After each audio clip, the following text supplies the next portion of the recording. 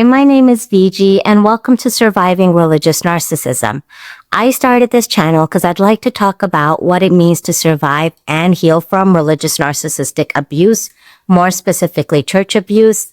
I do want to give a trigger warning because what I share in this video is sensitive in nature. I would like to share about what happened to me when I stood up to abuse in the church. And in my case, it was abuse that happened to me when I was a child. I was in college when I finally came forward about what happened to me because I saw this person interacting with other kids in the community. And it was quickly covered up. That surprised me. I thought someone would care, but it was more important to just keep the matter quiet. And then I was pathologized as the unforgiving or unstable, mentally ill person and was told that my problem was depression. Unfortunately, this happens all too often in many religious institutions. This happened to me in a mainline American church in a blue state in a major city area. And the reason why I share that is just to say that this is not something that just happens in some forest commune somewhere. This is happening everywhere. What I would like more people to know about surviving religious narcissism is oftentimes victims, survivors, we're left with nothing in our hand. It's like walking away from a cult.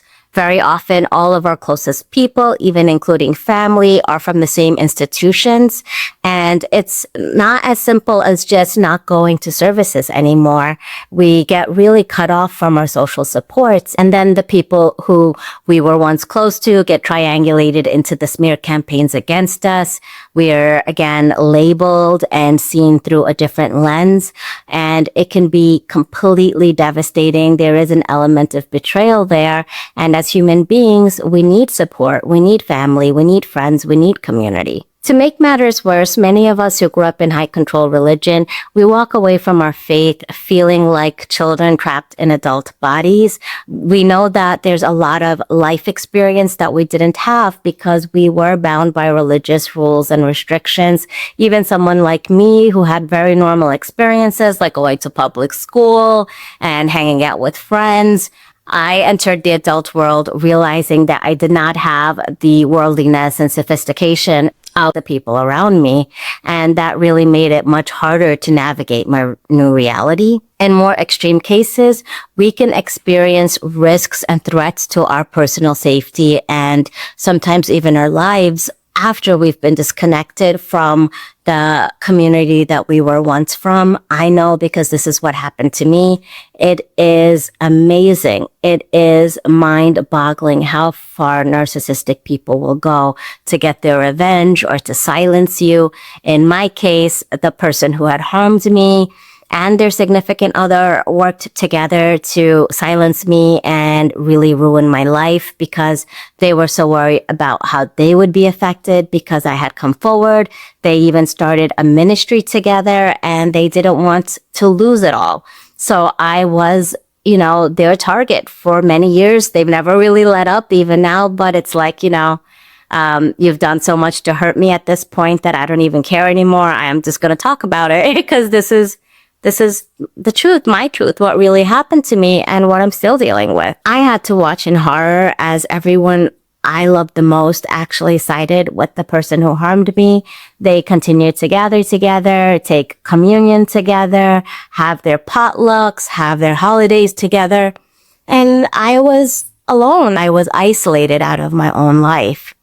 The gossiping smear campaigns against me became so severe. To be honest with you, I don't know what they say about me now. And I think it's better that I don't know. It's just hurtful to know. So, it's nice to be on no contact.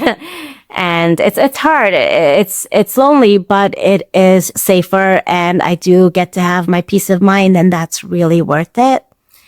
It does make sense that people like this do seek positions of leadership, including spiritual leadership. I don't believe that all religious people or all religious leaders are narcissists. However, so many are because narcissistic people need a lot of narcissistic supply.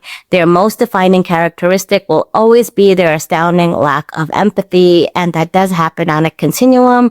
Not all narcissists are as bad as the ones I'm describing in this video. They all lack empathy, but not only that, they need a lot of external validation, they need accolades, they need influence, they need power, authority, they need people to look at them and admire them and clap for them.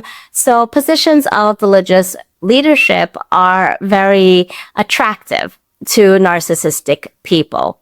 I made the mistake many times in my life of forgiving a spiritual narcissist and letting them back in my life. Over time, I learned that we're not supposed to bring people like this back into our lives.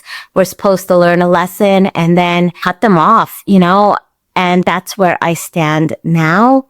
I believe that many of us who have had these kinds of experiences in the church, we have grown very accustomed to being silenced and being marginalized out of our own lives. And a lot of times the silence is forced, and other times it's just a means of surviving. But I'm ready to speak about my experiences. I don't want to feel like a victim for the rest of my life. I'm in my 40s and I'm kind of over it at this point. I'm ready to talk about what happened to me and to really confront the issue. And I feel empowered by being able to do that.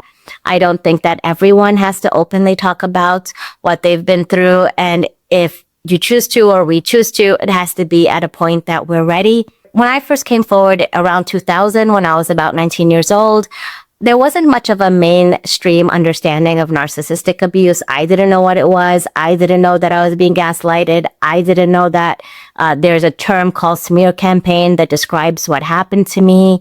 I did not have the context to understand my experiences. And I just want to share what I've learned along the way, especially now that I have the context to understand.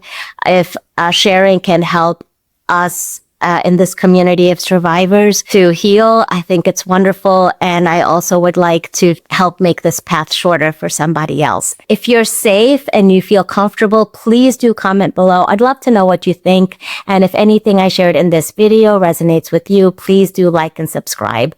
Thank you so much for watching my first video, and I'll see you again soon. Bye.